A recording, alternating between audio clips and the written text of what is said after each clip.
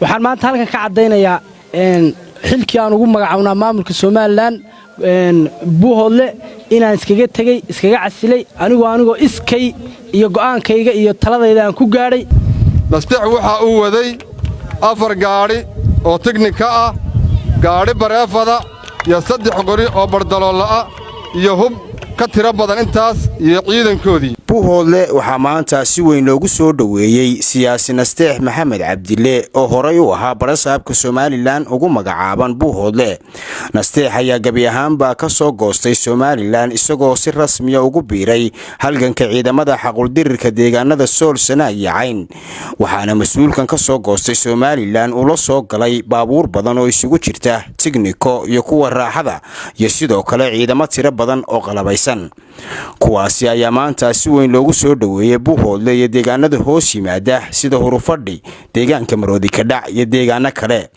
dadweynaha deegaanka buuhoodle cuqaasha iyo waxgaradka iyo sidoo kale mas'uuliyiinta dawladda Puntland ee gobolka Cayn oo ugu horeeya barasaabka gobolka Cayn Cabdifataax Ciise Maxamed iyo sidoo kale wasiir dawlaha wasaaradda xanaanada xoolaha Mustafa Cabdifataax Bide ayaa kaga hortagay meel ilaadii 20 kiiloomitir dhanka waqooyi kaga beegan buuhoodle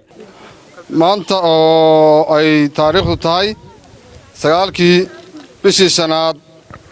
2023 waxaan joognaa meel 3 kiiloomitir u jirta magaalada buuhoodle halkaas oo aan kaga hortagnay soo uguna diyaar garownay soo dhaweynta gudoomiyihii hore gobolka Cayn ugu magacawnaa maamulka Soomaaliland kaas oo ka soo noqday lana dareen noqday bulshada gobolka Cayn iyo bulshada SSC waxaan mar labaad u mahadcelinayaa dhammaan jamaahiirta oo dhan ee gobolada SSC waxaan maanta halkan ka cadeynayaa xilkii aan ugu magacawnaa maamulka Soomaaliland buuhoodle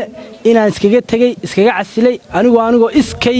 iyo go'aankayga iyo taladayda aan ku gaaray inaan ummadayda la dareen noqdo waxyaalaha aan arkay ee aan xogaalka u ahay ee aan dadka halkan ila jooga badan aysan ila ogeyn markaan u adkaysan waayay iyo cadawtinimada iyo waxa weeyaan in isriyadooda iyo waxa weeyaan mabda'ooda iyo jiritaankooda intaba duulaan lagu yahay inaan iskaga tago oo aan la midoobo dadkayga la mid noqdo dhimasho iyo nololba baan maanta halkan ka cadeynaya waxaan kaloo halkan aan ka soo jeedinayaa sax iyo qalad xagga Ilaahay bay ka yimaadaan wax badan oo aan saxay oo wax weey dadkayga iyo gobolka aan ku magacaawnaa aan soo gaarsiyo tareena waa jiraan khaladaad dhacana way jiraan waxaan halkan ka codsanayaa dhammaan gobolada SSC iyo beelaha harti iyo khaasatan gobolka aan ku magacaawnaa waxgaradkiisa iyo cuqaashiisa iyo haweenkiisa iyo dhalinyaradiisa iyo ciidankiisa way la taagan yihiin wixii dhacay sax iyo qalad inaan maanta cafis saaxinaab kala haano Nasteex Maxamed Cabdille oo ahaa gudoomiyihii ama barasaabkii ugu magacawnaa Soomaaliland buuhoodle ama jabhadda SNM oo goostay oo go'aansaday oo qaatay in uu bulshadiisa la dareen noqdo markuu arkay waxa deegaankiisa lagu hayo uu ka tala bixiyay laga tala qaadan waayay waxba laga dhageysan waayay uu go'aansaday in uu dadkiisa ka mid noqdo dhimasho iyo nololba baan u mahadcelinayaa runtii go'aan geesinimo laba qaatay waanu ku mahadsan yahay waana bogaadinayaa waxaa loo yaqaanay inuu daacadu yahay Soomaaliland isagaa go'aan qaatay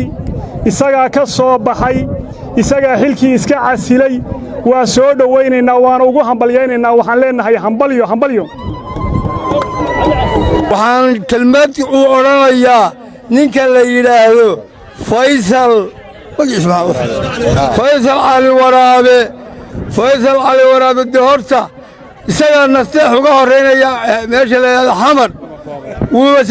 uu ballan qaaday in xamar uga horeynayo waxaan leeyahay Faysalow waxaa la yiri gabadha gogoldhaafka taqaan nin ogaada ninkeeda wax ogaada ugu dambeeya dhulbahanta ugu xumaantaada dhulbahanta ogaada wax ugu dambeeya idina isaaqna ku dooran waa waxaad leedahay saambuuse laga afuray baa tahay waxay dad badan isweydiinayaan tolo xaguu aadi doonaa ma dhoofi doonaayo halkii qoob maray ma mari doonaa nasteex mari maayo halkii qoob maray oo dhoofi maayo gooja cadde iyo dhisinka waxaa weeye ciidamada jamaahiirta SSC ay ku jiraan buu hogaamin doonaa oo geli doonaa hubka iyo qaniimada uu kala yimid maamulka argagixisadaana insha Allahu tacaala feerahooda ayay ka garan doonaan oo ay ugu tagi doontaa waxaan idhi ugaaskiiyo majarteenkanaad ihela tuugayso abaskuul amaadin iyo geri aniyo reer diini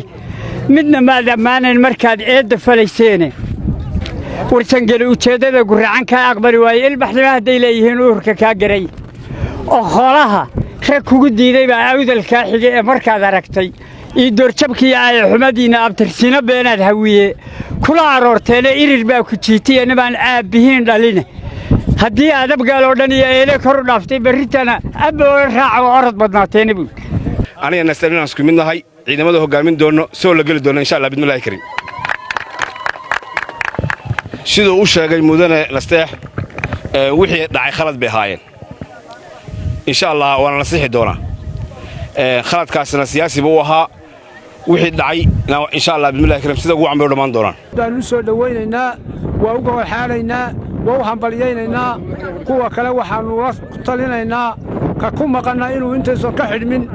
waa la saandaraabayaado albaabku waa xidhmayaa ninka ku maqan ee dhulbahante waxaanu ku boorinaynaa isagana oo fariin u faraynaa inuu ka soo baxo